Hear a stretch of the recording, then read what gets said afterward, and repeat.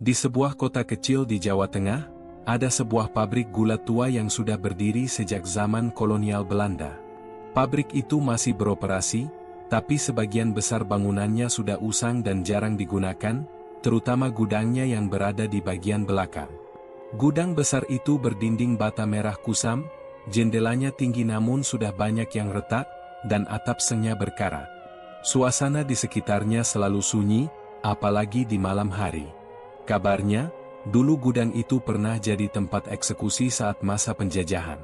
Yuyun, wanita berusia awal 30-an, bekerja sebagai penjaga kantin di pabrik itu.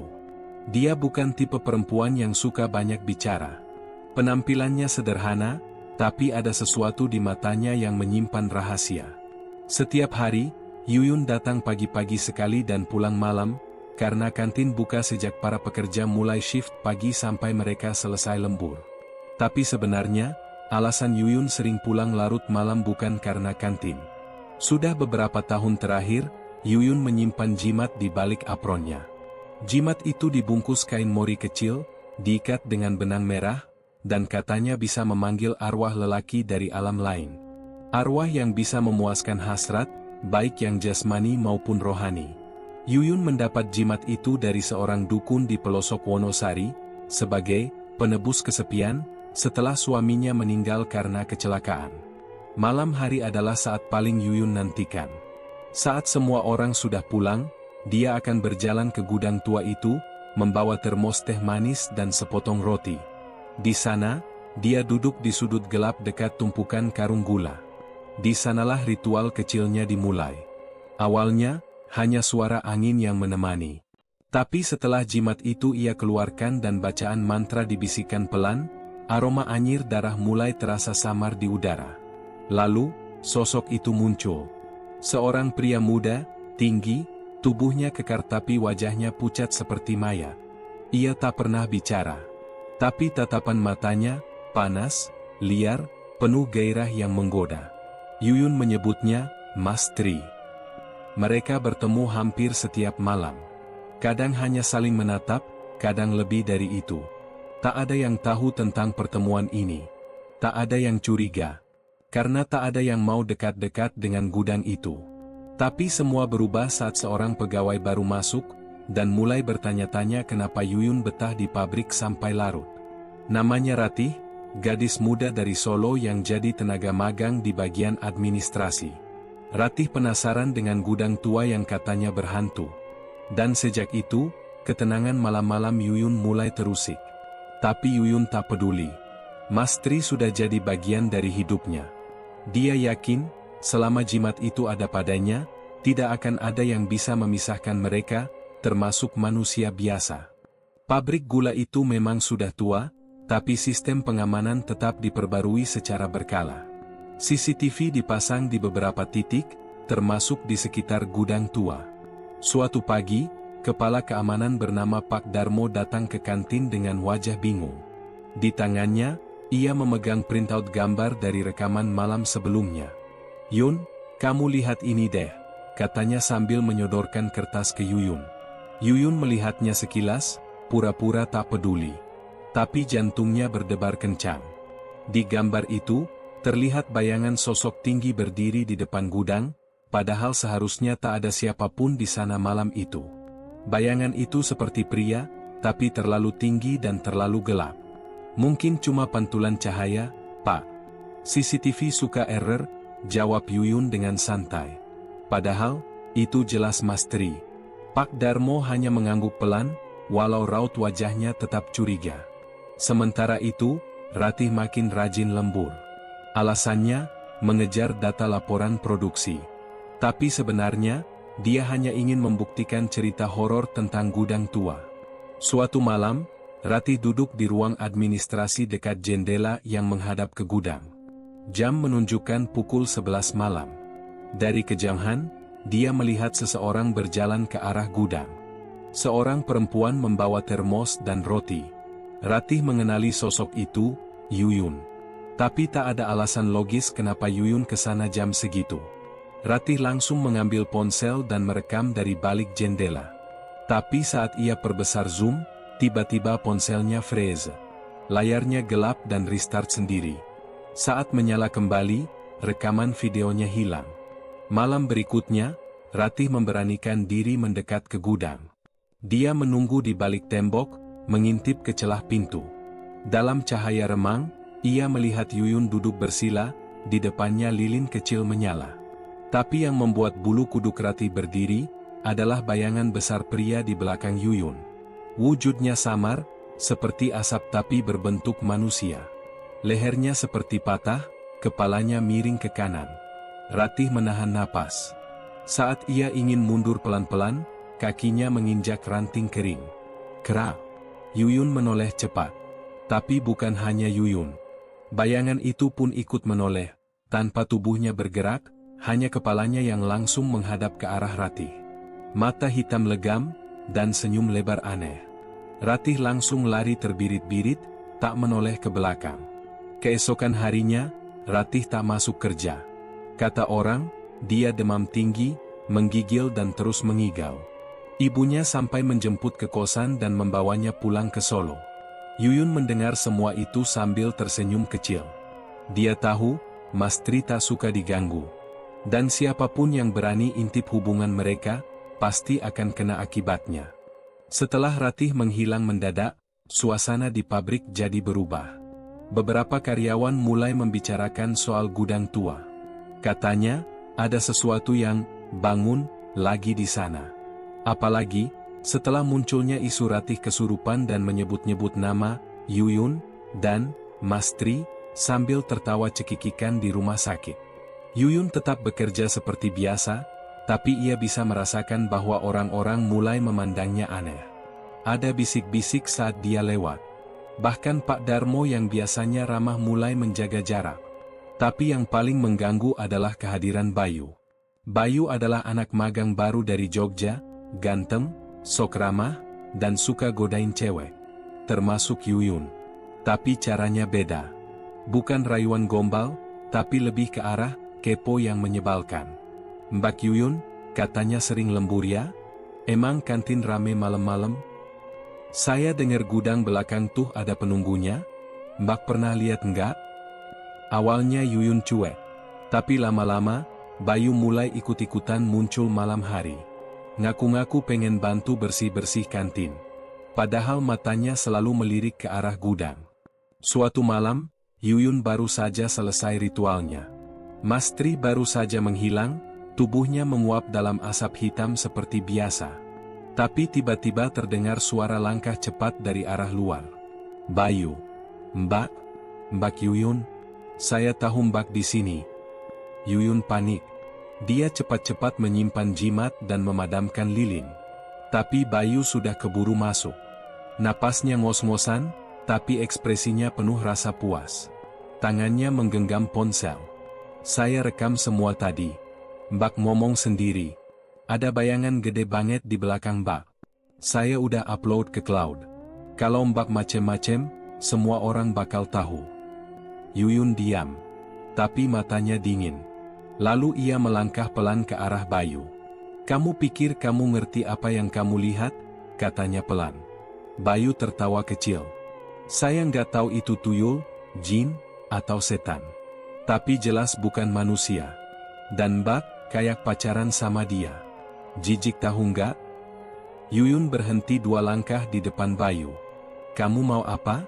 Uang? Bukan. Saya cuma mau tahu, rasanya gimana? Sama makhluk kayak gitu. Yuyun mendengus pelan.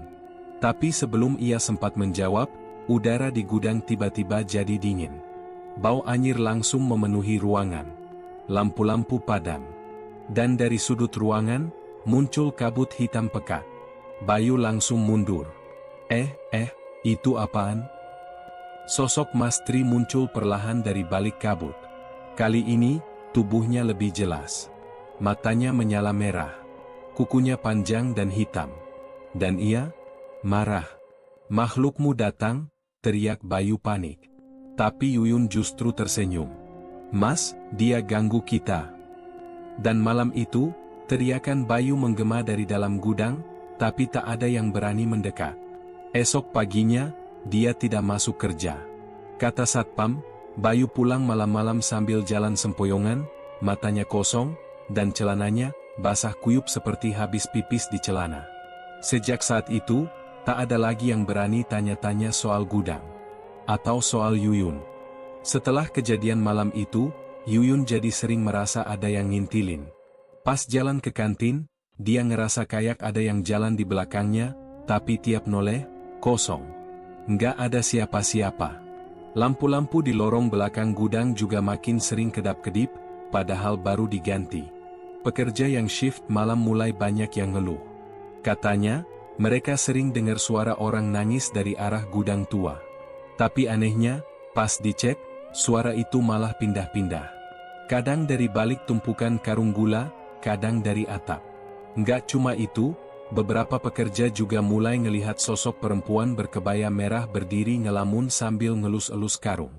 Tapi begitu dideketin, hilang. Yuyun makin rajin bawa kalung jimatnya. Dia percaya itu yang bikin dia tetap aman. Tapi tiap malam dia makin gak bisa tidur. Di kamarnya yang kecil di belakang kantin, suara bisikan-bisikan aneh mulai terdengar. Ada yang manggil namanya. Lirih, tapi jelas.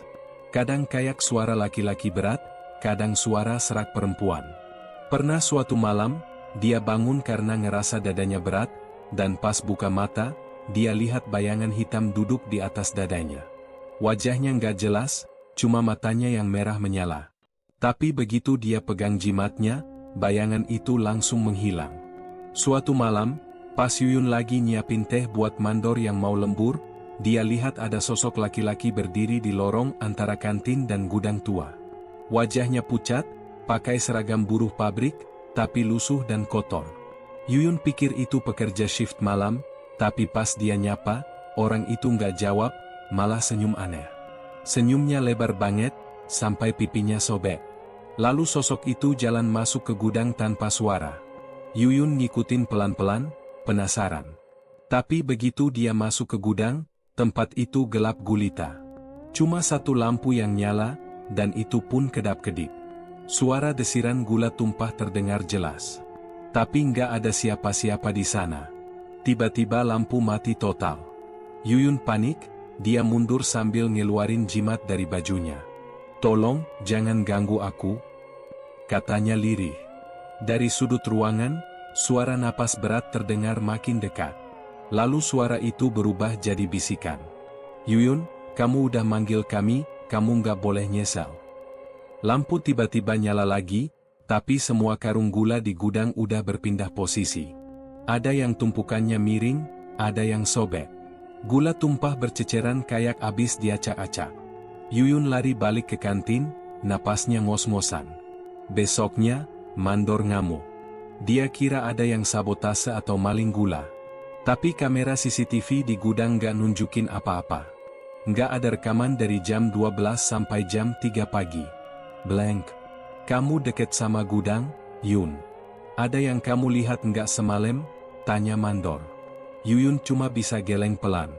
Dia tahu, kalau dia cerita, dia bisa dianggap gila. Sejak malam itu, Yuyun ngerasa dirinya makin sensitif. Bau melati sering muncul tiba-tiba. Tubuhnya gampang merinding, bahkan pas siang hari. Dan yang paling parah, dia mulai mimpiin laki-laki yang sama berulang-ulang. Laki-laki yang sama kayak yang muncul di lorong kemarin. Tapi di mimpi itu, laki-laki itu nggak sekadar diam. Dia mulai menyentuh, meraba, bahkan memuaskan Yuyun dengan cara yang nggak pernah dia rasain dari manusia. Tapi tiap Yuyun bangun, dia selalu ngerasa lelah. Seperti tubuhnya beneran baru habis bermain. Dan satu hal yang makin bikin dia takut, di lehernya, bekas ciuman samar mulai muncul. Dan itu, bukan dari manusia. Hari kelima sejak suara-suara dan penampakan itu muncul. Yuyun makin rajin datang malam-malam ke kantin, bukan buat kerja, tapi buat nyari jawaban. Dia tahu, semua ini ada hubungannya sama jimat yang dia simpan. Tapi pertanyaannya, kenapa sekarang arwah-arwah itu mulai muncul? Di suatu malam, Yuyun duduk sendirian di meja pojok kantin sambil nyeruput kopi hitam. Angin masuk dari celah-celah jendela tua, bikin tirai kumal bergoyang pelan. Dia ngeluarin jimat dari saku baju, benda kecil berbentuk kapsul kuningan itu dibungkus kain mori. Dia pegang erat-erat sambil mikir. Dulu nggak pernah kayak gini, kenapa sekarang malah mereka makin berani nunjukin diri, gumamnya. Tiba-tiba pintu kantin kebuka pelan, padahal nggak ada siapa-siapa. Angin nggak mungkin segitu kencangnya. Yuyun langsung berdiri. Langkahnya pelan menuju pintu. Saat itu, samar-samar dia lihat sesosok bayangan berdiri di luar, persis di depan pintu gudang. Bayangan itu nggak bergerak, cuma berdiri tegak. Tapi matanya, ya ampun, matanya merah menyala kayak bara api. Yuyun mundur, napasnya memburu. Dia tahu itu bukan orang. Dan saat dia buka mata lagi setelah refleks nutup karena takut, sosok itu udah nggak ada. Yuyun lari ke belakang kantin, masuk ke gudang kecil tempat biasa nyimpen bahan makanan. Tapi yang dia temuin di situ bukan karung gula atau kaleng susu, tapi sesuatu yang selama ini disembunyikan rapat oleh pabrik itu. Di bawah tumpukan karung, dia nemuin pintu jebakan. Kayak lorong rahasia gitu, lengkap dengan anak tangga tua dari besi yang udah berkarat. Yuyun sempat ragu, tapi rasa penasaran ngalahin takutnya. Dia turun perlahan. Lorong itu lembab dan bau tanah basah, kayak udah lama nggak dilewatin siapa-siapa. Setelah beberapa langkah, dia sampai di sebuah ruangan sempit dengan lampu minyak redup yang entah kenapa masih nyala. Di dalam ruangan itu, ada meja kayu panjang. Di atasnya, berjejer jimat-jimat serupa miliknya, lengkap dengan foto-foto laki-laki muda. Beberapa dari mereka Yuyun kenal, mantan karyawan yang tiba-tiba resign, hilang, atau meninggal mendadak. Ini, tempat ritual, bisiknya. Di dinding, tergantung satu foto besar, lusuh, dan agak robek. Foto itu nunjukin seorang perempuan tua yang mirip banget sama Yuyun. Bahkan senyumnya pun mirip.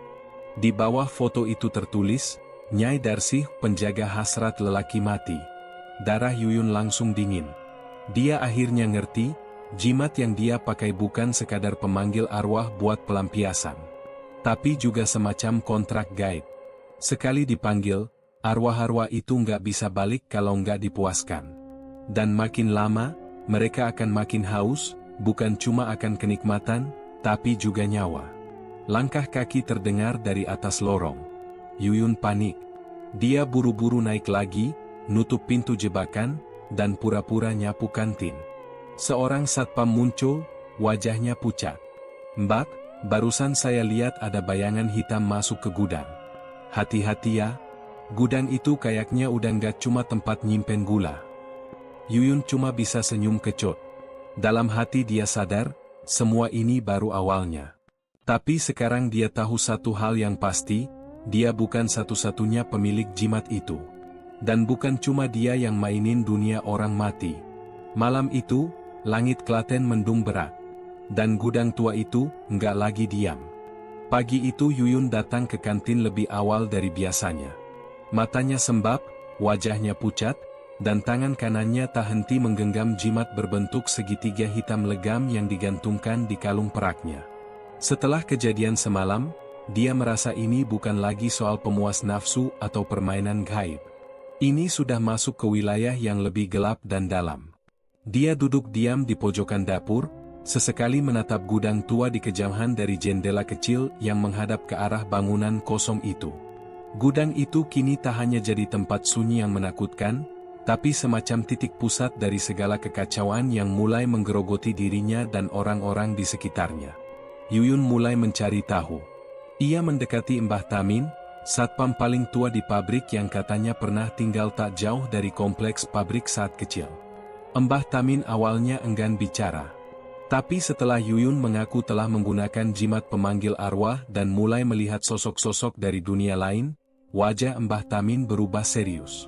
"Gusti Allah, kowe main-main karo sing ora keno didol-dol, enduk," ucapnya pelan. Gudang itu, dulu bekas tempat penyiksaan pekerja zaman Belanda. Banyak yang mati nggak wajar di situ. Mereka dikubur tanpa nama. Arwahnya nggak tenang. Yuyun tercekat. Mbah Tamin melanjutkan, "Jimatmu itu mungkin udah ngebuka jalur ke mereka. Tapi jalur itu bukan satu arah. Kowe buka lawam, tapi ora yeso nutup dewe. Malamnya, Yuyun kembali ke gudang. Kali ini bukan untuk memanggil, tapi untuk mencoba menutup apa yang telah dibukanya. Ia membawa sesajen, bunga 7 rupa, kemenyan, dan darah ayam yang ia beli dari pasar. Di depan pintu gudang, ia menaruh sesajen itu, menggambar simbol pemutus di lantai tanah dengan darah ayam sambil komat kamit membacakan mantra yang ia dapat dari buku tua warisan neneknya. Hawa dingin mulai menyelimuti tubuhnya. Angin berhembus pelan tapi menusuk. Dari dalam gudang, terdengar suara-suara lirih, seperti rintihan dan isakan. Yuyun gemetar. Tapi ia terus membaca. Sampai tiba-tiba, suara itu berubah jadi jeritan. Keras. Mengguncang. Semua lilin padam. Kemenyan terbakar habis seketika. Dan pintu gudang, terbuka perlahan, seperti didorong dari dalam. Sosok tinggi besar berwajah rusak muncul. Matanya kosong. Mulutnya menganga seperti menjerit tanpa suara. Itu bukan lagi arwah pemuas nafsu seperti biasanya. Ini, jauh lebih tua. Lebih kuat. Lebih kelam. Yuyun mundur, panik. Jimatnya mulai memanas, membakar kulit lehernya.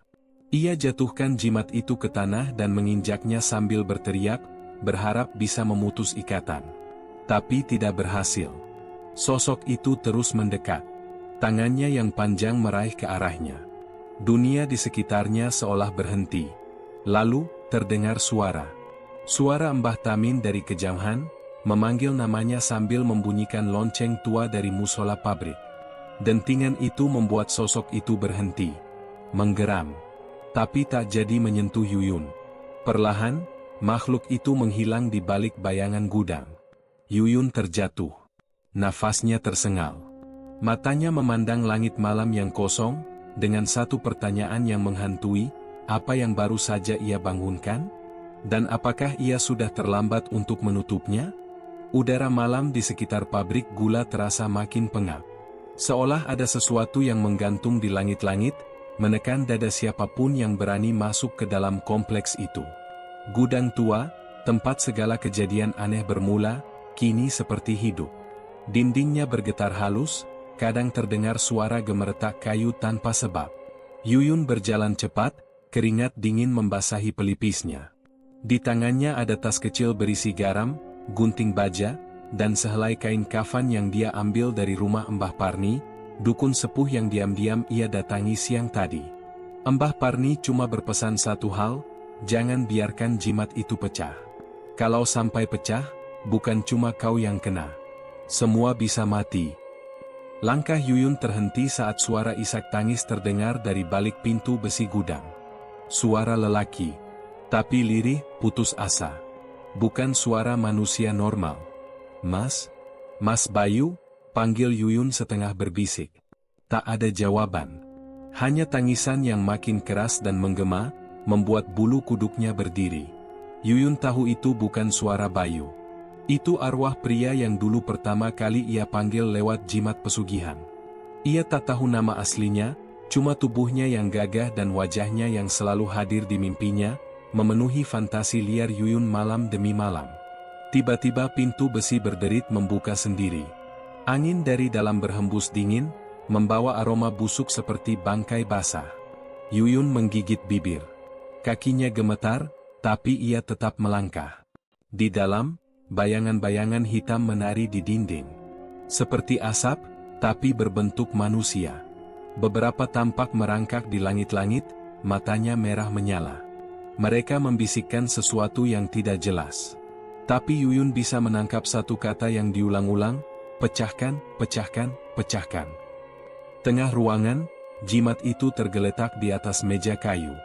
Batu hitamnya retak. Ada darah kering menempel di pinggirannya. Yuyun langsung tahu, jimat itu sudah melemah. Dan entitas di dalamnya sedang berusaha keluar sepenuhnya. Seketika bayangan terbesar muncul di pojok ruangan. Lebih tinggi dari manusia, tubuhnya ramping tapi panjang seperti terbuat dari asap pekat. Ia mendekat perlahan, tangannya yang kurus menjulur ke arah Yuyun. Kau janji, kau yang panggil, sekarang kau mau lari.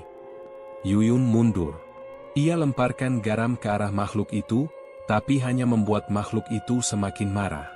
Jeritan terdengar, keras dan dalam, membuat gendang telinga hampir pecah. Lampu-lampu meledak satu persatu. Saat makhluk itu hampir menyentuhnya, Yuyun menarik gunting baja dan menusukkannya ke jimat. Batu itu bergetar hebat, lalu memancarkan cahaya merah menyala. Bayangan-bayangan di sekeliling mulai menggeliat kesakitan. Mereka menjerit, mengejang, sebagian lenyap seperti terbakar cahaya. Tapi makhluk terbesar masih berdiri, meski tubuhnya mulai retak. Kau tak bisa kabur dari perjanjian, Yuyun. Ini belum selesai. Lalu, semuanya meledak dalam satu kilatan terang. Gudang itu hening kembali. Tapi aroma gosong dan darah masih tertinggal. Yuyun bangun dengan tubuh penuh luka ringan. Tapi ia hidup. Setidaknya, untuk malam itu, yang ia tak tahu, retakan di jimat itu belum sepenuhnya tertutup. Dan satu bayangan masih bersembunyi di balik puing-puing. Menunggu, teror baru saja dimulai. Yuyun berdiri terpaku di ambang pintu gudang tua itu. Udara malam terasa makin dingin, menusuk tulang. Lampu-lampu di sekeliling pabrik sudah mati sejak setengah jam lalu. Dia tahu, waktunya sudah tiba. Malam ini, semuanya harus diselesaikan. Tidak bisa terus begini. Teror itu sudah kelewat batas. Bukan cuma mengancam dirinya, tapi orang-orang di sekitarnya. Tangan Yuyun menggenggam erat kalung jimat yang digantungkan di lehernya. Kalung itu dulunya hanya iseng dia pakai, pemberian dari seorang dukun tua di pasar sapi. Dukun itu bilang, jimat itu bisa memanggil sosok dari alam lain untuk menemani dan menuruti semua kehendaknya. Awalnya Yuyun tidak percaya. Tapi setelah mencoba sekali, dua kali, semuanya berubah. Namun sosok yang dulu hanya muncul untuk memuaskan nafsunya, kini berubah menjadi sosok yang liar. Tidak terkendali. Dan malam ini, dia akan memanggilnya lagi, untuk terakhir kalinya. Bukan untuk kepuasan. Tapi untuk menantangnya. Yuyun masuk ke gudang, langkahnya pelan tapi pasti. Suara gemerisik dari langit-langit terdengar jelas. Bau menyengat seperti bangkai lama langsung menyergap hidung. Di sudut ruangan, ada noda merah kecoklatan mengering di lantai kayu. Bekas darah. Korban terakhir mungkin. Dia menarik napas dalam, lalu mengucapkan mantra dari kertas yang sudah mulai kusam. Setiap suku kata membuat udara makin berat. Lampu gudang yang tadinya mati, menyala tiba-tiba, berkedip-kedip seperti bernyawa. Bayangan hitam itu muncul lagi. Sosok pria tinggi besar, wajahnya kabur seperti tertutup kabut. Tapi kali ini, dia tidak datang seperti biasanya. Tidak menyeringai. Tidak mendekat dengan godaan. Dia mengaum marah. Matanya merah menyala, dan tangannya, panjang dan kurus seperti ranting pohon mati, terjulur ke arah Yuyun. Yuyun tetap berdiri di tempat. Aku tahu kau bukan lagi milikku, katanya pelan. Tapi malam ini, aku yang memanggilmu. Aku yang berhak mengakhirimu. Sosok itu tertawa. Suara tawanya berat, bergaung seperti gema dalam sumur tua. Kau pikir kau bisa lepas? Kita sudah terikat, Yuyun. Kau yang membuka pintu itu. Dan pintu itu, tidak bisa ditutup lagi. Dari balik pintu gudang, angin menerpa kencang. Suara-suara tangisan dan teriakan mulai terdengar, bersahut-sahutan. Suara para korban. Orang-orang yang entah bagaimana terlibat dalam lingkaran pesugihan ini. Yuyun gemetar, tapi dia tidak mundur. Dia mengeluarkan botol kecil berisi minyak hitam pekat. Minyak itu adalah bagian dari perjanjian. Jika dituangkan di tempat pemanggilan pertama, bisa memutus ikatan yang dibuat. Dia melangkah ke tengah ruangan, tempat pertama kali dia melangsungkan ritual beberapa bulan lalu. Dia tuangkan minyak itu, sambil membaca mantra pemutus ikatan. Semakin keras dia membaca, semakin keras juga suara jeritan dari entitas di hadapannya. Makhluk itu meronta, berteriak, bahkan mencoba menyentuh tubuh Yuyun. Tapi setiap tetesan minyak yang menyentuh tanah membuat tubuh makhluk itu seperti terbakar. Berhenti, makhluk itu mengaum. Tapi Yuyun melanjutkan. Tiba-tiba, tubuh Yuyun terdorong ke belakang. Sosok itu menyerangnya dengan kekuatan terakhir. Punggungnya menghantam tumpukan karung gula tua. Darah menetes dari pelipisnya. Tapi dia bangkit lagi, tertatih-tatih. Dia tahu, jika dia berhenti sekarang, semua selesai. Nyawanya, hidupnya, dan semua yang pernah dia miliki. Dengan tenaga terakhir, dia tuangkan sisa minyak ke lantai. Api hitam menyala dari tanah, mengelilingi makhluk itu. Jeritannya menggema, mengguncang seluruh bangunan. Cahaya merah dari mata makhluk itu perlahan meredup. Tubuhnya meringkuk, lalu pecah menjadi abu hitam. Gudang kembali gelap. Sepi. Hening. Hanya suara napas tersengal Yuyun yang tersisa. Tapi saat dia menoleh ke arah pintu, dia melihat sesuatu. Sesosok bayangan lain.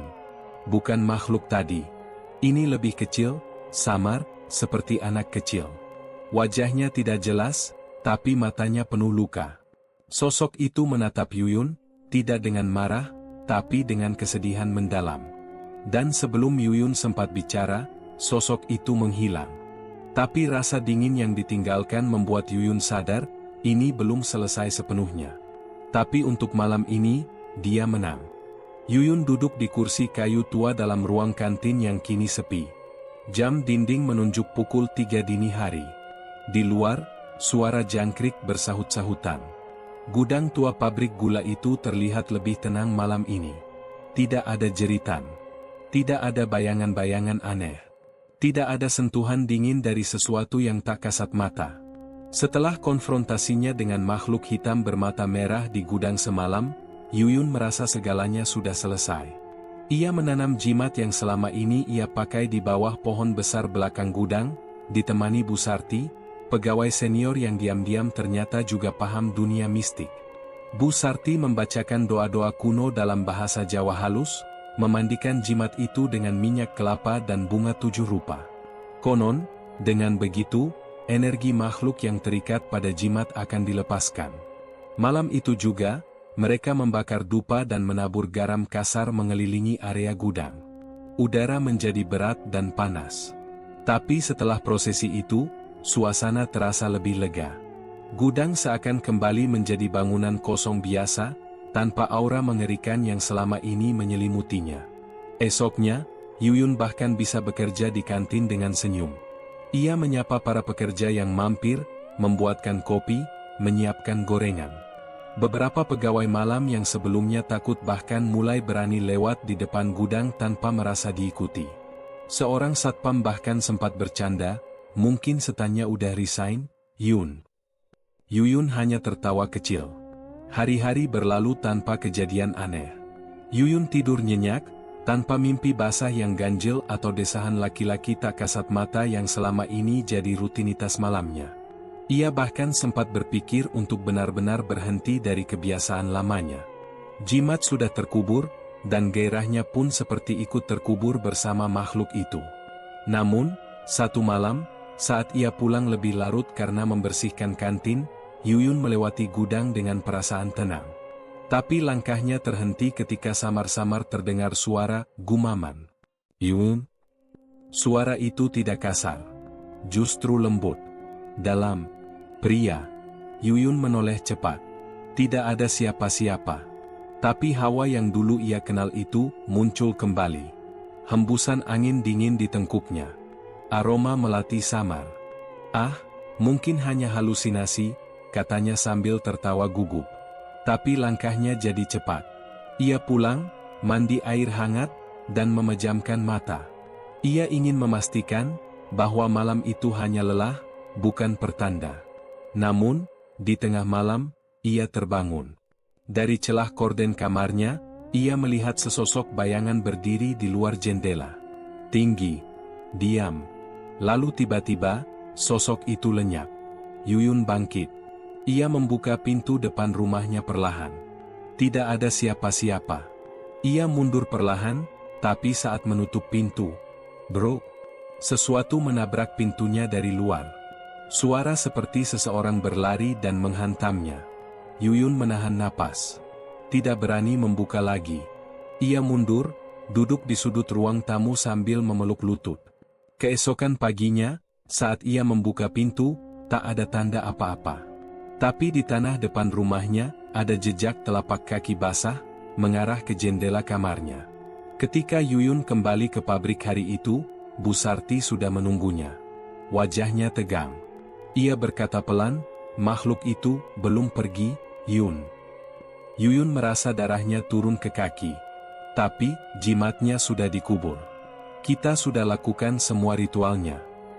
Bu Sarti hanya menggeleng. Kau pikir mudah begitu saja memutus ikatanmu dengannya? Dia sudah lama, terlalu lama kau beri celah. Dan dia suka. Bukan cuma tubuhmu yang dia incar, Yun. Tapi jiwamu. Sejak malam itu, Yuyun mulai mimpi buruk lagi. Tapi kali ini, mimpi itu tak lagi berupa adegan sensual. Mimpi-mimpinya dipenuhi darah, jeritan, dan sosok pria tinggi tanpa wajah yang mendekatinya, membisikkan kalimat yang membuat tulang belakangnya menggigil. Kita belum selesai, Yun. Meskipun suasana pabrik terlihat kembali normal, sesuatu masih bersembunyi. Yuyun berjalan seperti biasa, menyapa orang seperti biasa, tapi kini ia tahu, ketenangan ini hanyalah selubung. Penyelesaian yang ia pikir akhir, ternyata hanyalah jeda sebelum badai yang lebih besar datang. Ia sadar, permainan baru saja dimulai. Yuyun duduk bersimpuh di lantai gudang tua yang basah oleh darah dan keringat. Lilin-lilin di sekelilingnya meredup satu persatu, seperti tahu bahwa malam ini adalah penentuan akhir. Nafasnya tersengal, tangannya gemetar memegang jimat usang yang selama ini jadi alat pemanggil kesenangan duniawinya. Tapi malam ini bukan tentang kesenangan lagi, ini tentang hidup dan mati. Sosok hitam besar dengan mata merah menyala berdiri tepat di depannya.